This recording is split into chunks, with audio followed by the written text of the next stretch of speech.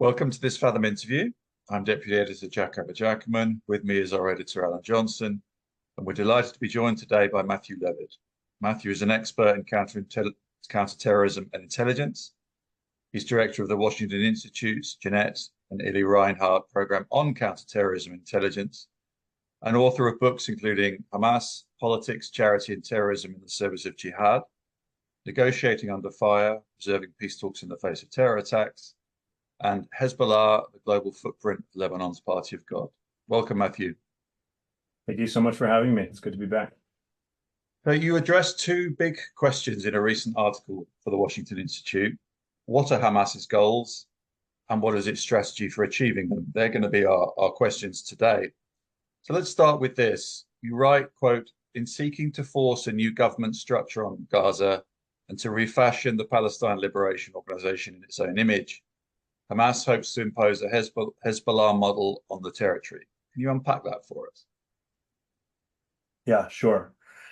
So this was an article for Foreign Affairs, and it started with someone asking me, it seems like hostage negotiations are on, they're off. What does Hamas really want? Don't they understand they're just going to get the stuffing kicked out of them?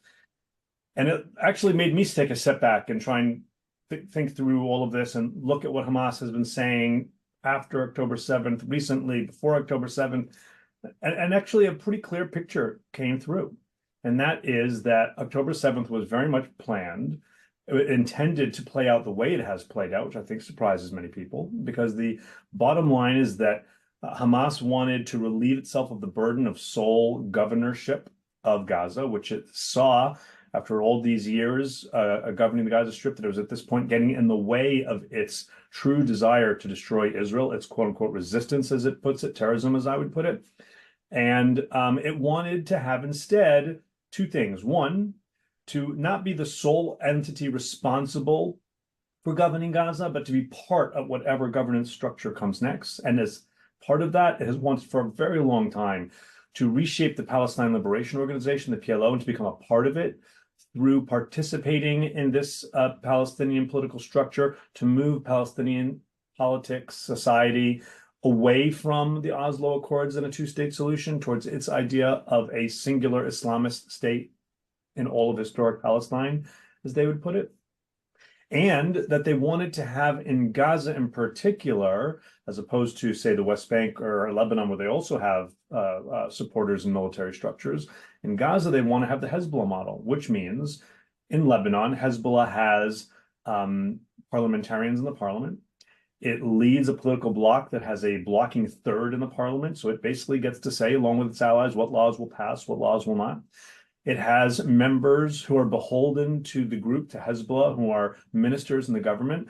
And yet Hassan Nasrallah himself, the Secretary General of Hezbollah, is not elected. He holds no government position, but he effectively makes all the life and death, war and peace decisions for the country. That's what Hamas wants in Gaza, the ability to be a part of the government while being apart from the government. And throughout this, to be able to maintain its own independent weapons, fighters that are theirs in parallel to whatever Palestinian national forces exist.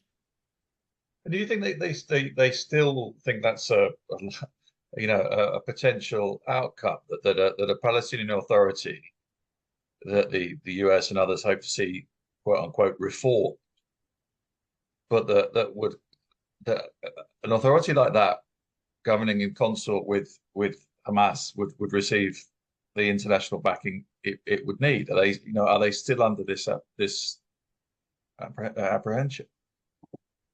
Absolutely. They are not deterred or demurred by the fact that the White House has said consistently that Hamas cannot be part of whatever comes next. That European governments have said the same. October 7th was October 7th, so we don't need to rehash the magnitude of that series of massacres. As I conclude in this piece, anybody who is serious about a peaceful outcome to this conflict has got to understand that Hamas can't be a part of it, because their whole fundamental outlook is anathema to any kind of peace. Their idea of peace is Israel doesn't exist. But they believe they are able, with their allies, Hezbollah, Iran, etc., to change that. The reality is they believe they have proven time and again, and especially with October 7th, that they are relevant.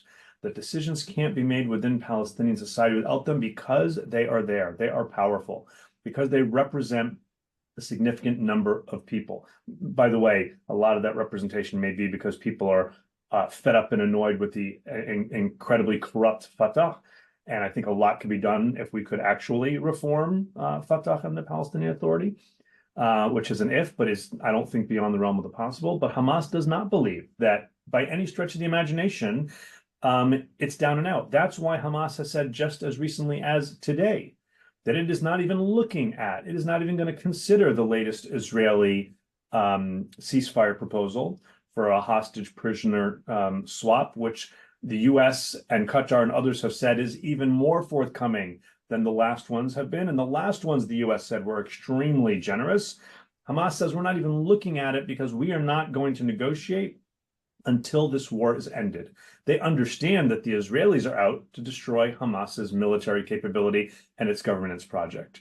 And Hamas wants to be able to have one last guy standing, waving a Hamas flag, saying we're still here, and we are part of the solution. Thank you. Matt, could I ask you about the Fatah-Hamas relationship, in that if that's their strategy, one of the first steps, I guess, has to be the reconciliation process with Fatah.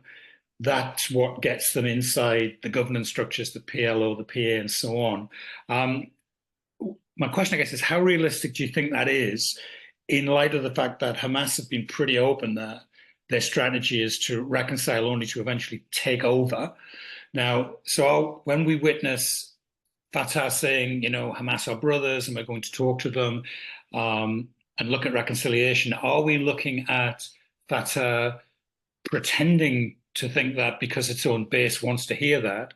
Or are we looking at something deeper, which is, this is partly my view, are we looking at a dead politics from a dead era that hasn't culturally or politically reproduced itself, so it's kind of biodegrading? And as it does so, is it collapsing into the arms of Hamas? So how do you see the Fatah-Hamas relationship? That is a big package of questions. And the simple answer is it's complicated. So let's start with this. From the Hamas perspective, and then we'll get to the Fatah perspective. From the Hamas perspective, they see the future as entering Palestinian politics, moving Palestinian politics away from the idea of working with the Israelis, of working with Israeli security to maintain security. We saw them try this once. They ran for elections in 2005. They did better than anybody else in the elections in 2006. They established a national unity government with Fatah, but it was very short-lived and led to Hamas taking over the Gaza Strip by force of arms targeting fellow Palestinians, targeting Fatah, throwing Fatah peoples from top of buildings. There's lots of baggage here. But, you know, when I met with Fatah people afterwards, when Fatah was running the West Bank and Hamas, the Gaza Strip, Fatah officials showed me ways people from the Ministry of Interior and the Ministry of Al-Qaf, the Religious Endowments Ministry, the ways in which Hamas was trying to kind of corrupt things from within, including using Islamic Endowment Ministry for money laundering and all kinds of different things like that. This is not exactly a new concept for them, but they see a new opportunity. Because at the end of the day, here we are in 2024, we don't have a two-state solution. One of the main reasons is because if you ask people, you know, within the West Bank and Gaza in particular, one of the main reasons is because Palestinian polity has been split. There is this idea we really need to, you know, bring the Palestinian polity back together. Hamas says you want to do that. That means talking to us. And so from Hamas's perspective, this is very doable, not least because their political opponents in Fatah are corrupt and incredibly weak. Abu Mazen's term ran out a long time ago. They have not had elections since, largely, to be blunt, because Fatah understood that Hamas would do pretty well in those elections. Again, I think mostly a protest vote against Fatah, but either way. And so from Hamas's perspective, this is the way to change things from within.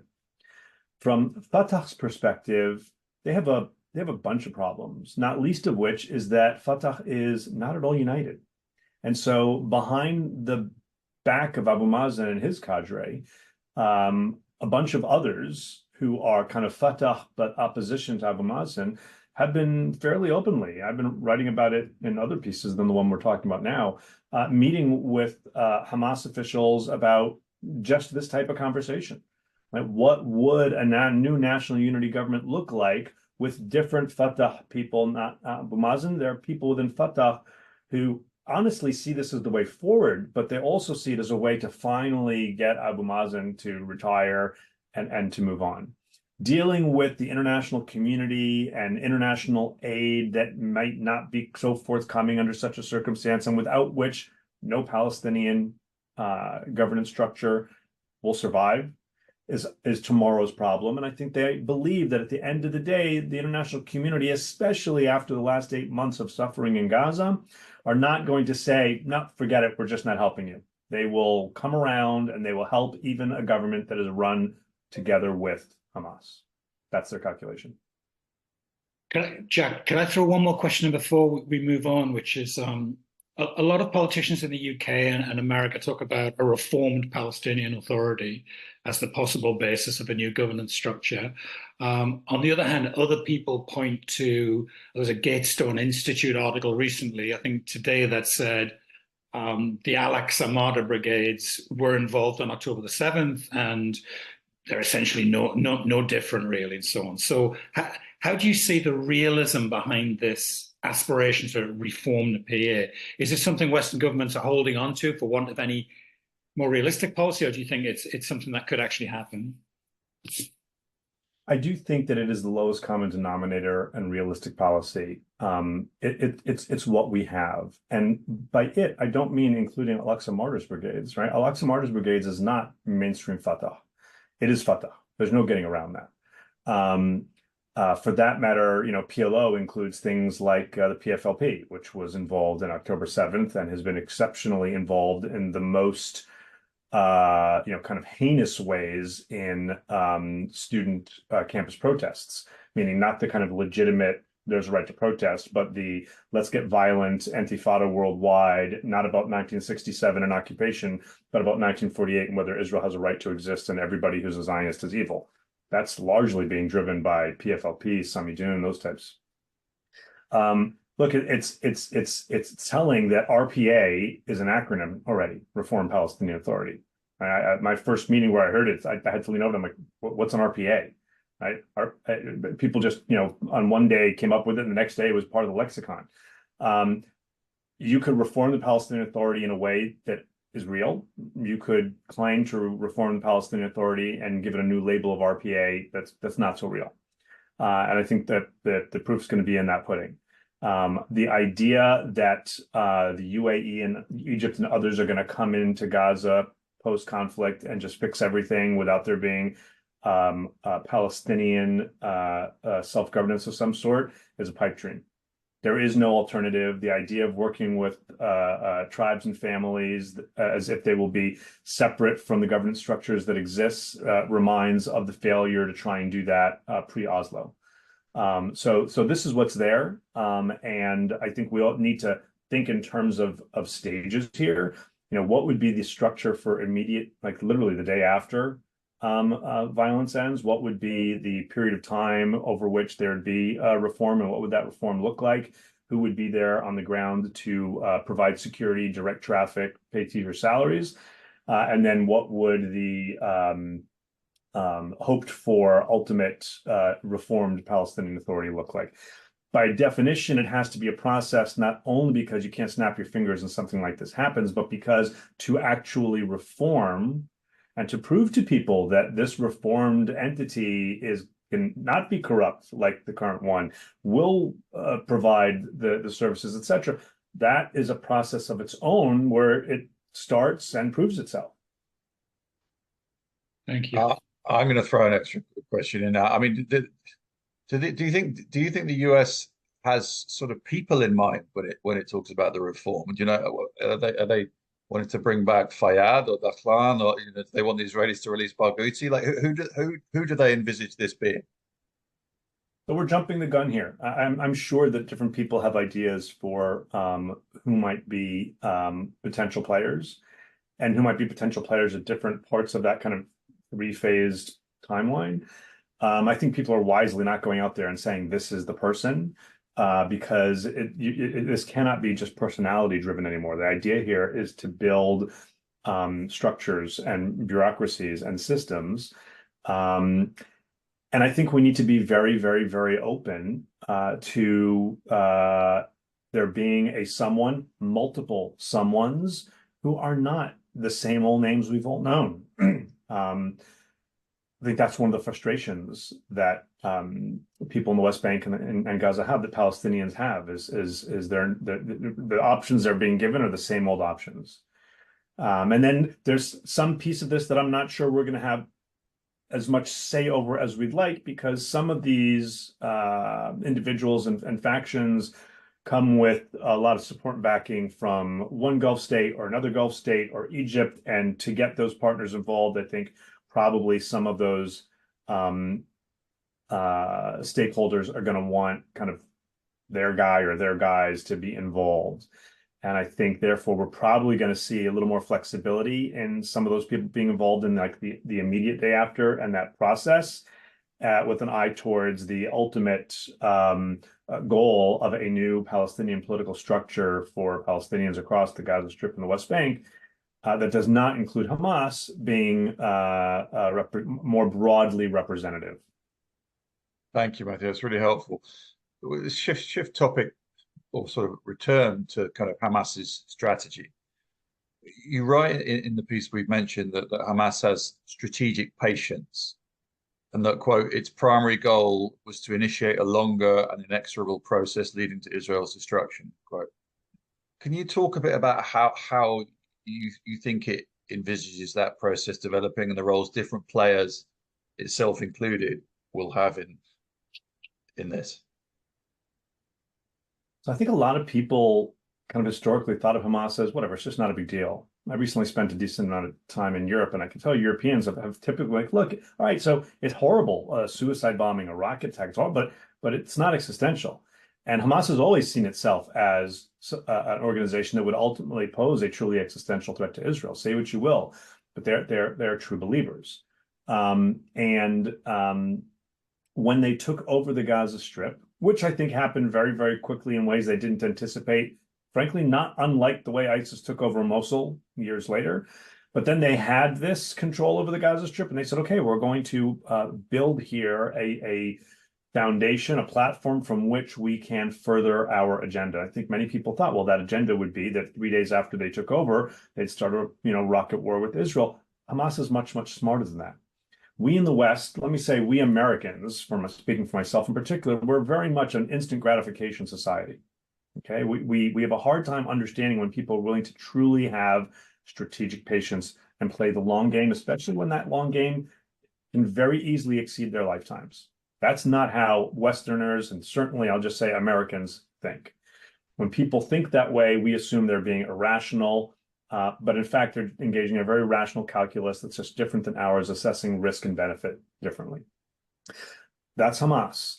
Hamas very patiently, over 17 years, built much larger networks of tunnels than even the Israelis assessed. They built up an entire military-industrial complex where they were building their own rockets, manufacturing their own bullets, manufacturing their own sniper, Dragunov-style sniper rifles, and much, much more. They planned October 7th, which was, I hate to give them credit, but a brilliantly executed, complicated plot. They had incredible operational security. And the next stage was to kind of break the seal, break that sense of Israel being all-powerful with the best intelligence service out there and the most sophisticated security fence out there and the greatest military, and actually putting into play Hezbollah's leader, Hassan Nasrallah's spider theory that Israel is actually as weak as a spider's web. They saw the political, social fissures within Israel. They saw an uptick in violence in the West Bank, and they saw Israeli forces moving from the Gaza envelope to the West Bank. They'd already been plotting this for a long time, and they decided to strike. Now, I've seen some of the documents personally that some of the Hamas operatives carried on them with instructions. If you get so far, go to this military base much farther in. If you can go to Tel Aviv, go do this. If you can connect with other Hamas people in Hebron in the southern West Bank, do this. Like, they carried multiple days worth of ammunition and food and stuff like that. They had plans to do even more if they could than they did. Though, by the way, I think they're shocked at how much they did. I think they had what we sometimes call in social science catastrophic success. But I don't think that just because they had these notional plans, look, if it goes even better, here's what you do, that they actually thought that by October 8th, 9th, or 10th, Israel would be on its heels. They wanted to start a process that would lead everybody to believe Israel is destroyable. It is as weak as a spider's web.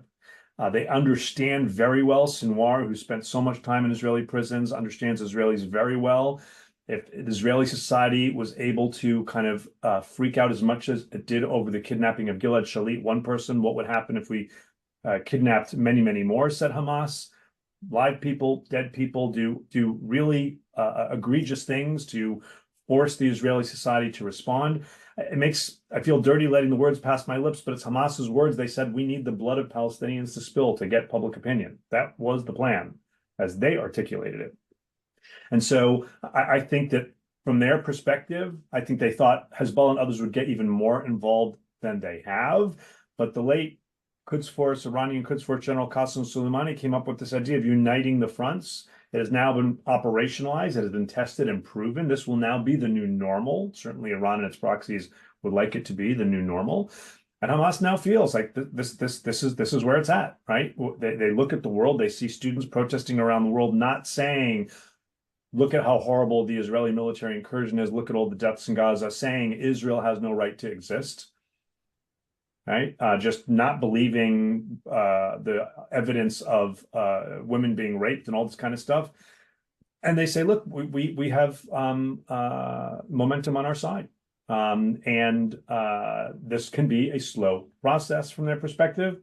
They're not Al-Qaeda. They're not Islamic State. They don't need to kill you tomorrow just because they have the opportunity to kill you tomorrow. But they are very much, from their perspective, now in a process that was really kind of exploded onto the scene on October 7th, that had to be this huge, big action, and is now unstoppable from their perspective. I think they're wrong. But from their perspective, October 7th, 2023 will go down as the moment when Israel's destruction began. Matt, in light of that, can I ask you what you've made of Israel's response to the 7th of October? I wrote an article for Fathom in October. I think it was titled "The Pro-Israel Case Against the Ground Invasion of Gaza." And I just set out a whole series of worries and concerns. And I do think a whole crop of those things have happened. And I do worry about the position Israel's in at the moment. And what have you made of Israel's response to October the 7th? So there are two issues here. One is the kind of nature of the tactical military response and the large number of deaths and injury in Gaza.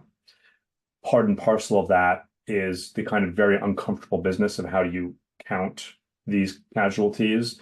No one wants to be there, parsing numbers, because deaths and injuries like these we should all be uncomfortable with. But there's no getting around the fact that the world is accepting Hamas's numbers at face value, and it actually seems quite clear that the civilian combatant casualty rate is, for lack of a better term, I don't want to say good, but it's good. It's lower than others, which doesn't mitigate the fact that I do personally feel extremely uncomfortable with the number of civilians in Gaza who've been killed. That's war. War is horrible. Hamas started this war, and the Israelis can't be expected to just say, okay, we stop, we give up until Hamas releases the hostages. And from Israel's perspective, they successfully destroy Hamas's military capability. There's plenty to discuss and debate there. To my mind, the big Israeli mistake has been and continues to be largely driven by Israel's domestic politics, where there has not been any effort to say what can come next, what that should look like, what Israel will allow, what Israel will do, or to allow civilian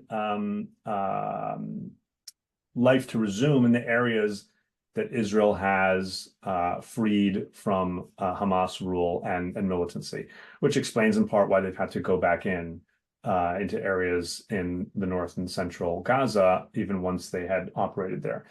Now, there's tactical reasons why this is difficult. So many more tunnels than they anticipated. They're interconnected. So you clear the north, but people can come back to the north underground. I understand that all. But I believe Israel is making a significant mistake by failing to plan, not today, yesterday, together with the international community for what is the better picture for Gaza than comes next. Not only because the international community needs to hear that so that we can justify our continued massive support to Israel, but so that Palestinians hear it, so that they're not creating an environment in which there is any concept of an alternative to Hamas. And that is very, very disconcerting. You could have a situation in a worst case scenario where, because there's no real, not just attention, but planning and action and operationalizing the non-Hamas political day after, you could have a situation where what comes next is worse than what was on October 7th. And Western powers in Europe and the United States, while still supporting Israel very, very strongly, are asking, so what is the end game? And the end game can't be a slogan, total victory. Total victory means nothing. It's a political slogan. It is not a strategy. And if you talk to Israeli military security people, they don't even know what their political leadership means by total victory. I think it's pretty clear. The total victory goals, and I wouldn't use that term, but the goals have to be the destruction of Hamas's military capabilities and the end of their governance project. It should never have been destroy Hamas. We didn't destroy the Islamic State. We inflicted territorial defeat and cut it off at the knees. It's now back to being a bad terrorist threat, but just a terrorist threat. That's what we need to do with Hamas. Thank you. We've spoken about kind of factionalism within Fatah, but I wanted to look at the notion of factionalism within Hamas. Are there any genuine strategic differences among Hamas leaders, or only tactical differences? Gershon Baskin is not alone in suggesting there is a sort of biddable two-state wing of Hamas, but many find that otherworldly, and that any kind of statements that of that vein are sort of a hudna. What's your interpretation? Well, as I wrote in a more recent piece than the one we've been discussing together with an Israeli colleague of mine, Naomi Newman, I'll just give you the title of the piece. "Quote unquote, moderate Hamas statements are an old ploy." Gershon is a phenomenal human being and analyst, but I disagree. I think that Hamas understands how to play the West. In this piece, Naomi and I give both historical context of the times they've done this in the past, and also explain why right now, while it may seem weird in the West to see some elements within Hamas going from massacre to moderation, really what this is part of, as we've discussed already, Hamas's long desire to break into the PLO and to make sure that it is part of the governance structure that comes next, and to be able to maintain its own independent arms in a Hezbollah-style situation in the Gaza Strip. For Hamas, pragmatism is a ploy. Now, let me be clear. Gershon is right that historically, and probably even now, there are extremely minority voices within Hamas that have said maybe now's the time. The time for what is important to lay out, and I break that down into two baskets. One is the time for a hudna, a pause, short or long term, by which they still intend at some point to destroy Israel, or laying down of arms, accepting a 1967 two-state solution, and we'll build the Islamist state that we want in our part. To my mind, anytime there's talk about any type of real acceptance of 1967, you're talking about someone who is nowhere near the decision-making leadership of Hamas anymore, and they're minority voices. There have even been discussions of this over the years within Hamas's Shura Council. These have been shouted down. Now, there are, as I've written in a separate piece a couple of months ago, some very significant fissures within Hamas leadership. But you got to think of Hamas leadership as across a spectrum. That whole spectrum is within the realm of destroy Israel. So traditionally, there have been leadership circles kind of under the overall Shura Council of Hamas. There have been local Shura councils in Gaza, in the West Bank, in Israeli prisons. And then the external leadership, which was originally headquartered in Jordan, then in Damascus, then in Turkey and Lebanon and Qatar, and now it's divided between those.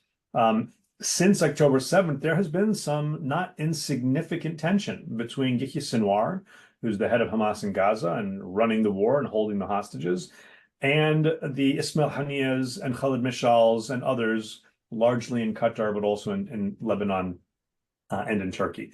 Some of this is interpersonal. Salah al-Aruri, who was killed in Beirut, was the Deputy Secretary General of Hamas under Ismail Haniyeh in the external leadership, and he and Yahya Sinwar had some tensions. Look, Ismail Haniyeh for a long time was based in Gaza, as Yahya Sinwar was the Gaza-based leader. So the overall leader of Hamas, it was in Gaza. The leader of Gaza, Hamas in Gaza, that didn't go so well. And eventually Haniyeh left and went to Qatar. There are all kinds of different tensions that have existed. The external leadership has wanted Sinwar to negotiate an end to this from their perspective, so that the war would end sooner, so that some element of Hamas in Gaza would remain. And Sinwar is pushing this. He is very, very fundamentalist. He is willing to be martyred. You know, but if offered to get on a boat and leave Gaza, Yasser Arafat from Beirut style, I think he'd say no. This is part of creating the October 7th moment that leads to Israel's ultimate destruction. And to him, that's much, much more important. And he's sticking to those guns. And there's some disagreement within Hamas. And that's why there's this whole conversation about, you know, when Mossad or CIA or others, the Qataris, are negotiating with Ismail Haniyeh and others in Qatar, you know, they can't say yes or no. They got to go back to Yahya Sinwar, which, as you can imagine, the overall head of Hamas probably resents that a little bit, because he's the guy who's holding the cards. Matt, I have a final question, which is, in the piece you wrote, you warned us that while Hamas has not carried out an international terrorist attacks since October the 7th, that's changing, and European intelligence agencies have discovered Hamas plots in Germany and Sweden, as well as logistical operations in Bulgaria, Denmark, and the Netherlands. Now, is that also part of what you've called the Hezbollah model, that you expand terrorist operations beyond home base for various purposes to project power and influence? So this is a second parallel and not necessarily connected way of paralleling the Hezbollah model. When I refer to the Hezbollah model, I'm talking about that political situation in Gaza, being part of and apart from the governing structure, participating in it, but not being responsible. And throughout this, maintaining your own Hamas Incorporated, or in Lebanon, Hezbollah Incorporated organization in parallel, independent of the government, with its own arms and soldiers. But one additional way that this could play out is that Hamas, which traditionally has not carried out attacks abroad, though it has tried at least twice in the past. In my book on Hamas, which came out in 2006, one of the last chapters is, could Hamas target the West? And I decided there, it's unlikely, but it's possible, because here are times where they've talked about it, two cases where they actually tried to do it. One was in a plot that would have been either in Canada or in New York. These cases in Europe are the real deal. There's concern, especially that they were apparently overseen not by Yahya Sinwar in Gaza and not by Ismail Haniyeh and company in Qatar, but by the Hamas operational component that Salah al-Aruri built before he was killed in Lebanon. So over the past 8 months, several times when Hezbollah wanted missiles shot at more sensitive Israeli sites, but didn't want anyone to say that they did it, they wanted to be able to say that they were still only hitting military sites and being more careful, they would hand a weapon over to Hamas and they'd fire it at the civilian site. Here you have Hamas carrying out plots abroad, at a minimum against Israeli embassies in Germany and Sweden. And we don't yet know. Is this the result of these fissures within Hamas? Is this part of that tension with one element trying to get an upper leg? Is this Hamas in Lebanon connecting with Hezbollah in Lebanon, and either Hezbollah pushing them, saying something like, look, you Hamas expect us to do more in the uniting the fronts, right? So we expect you to do more too.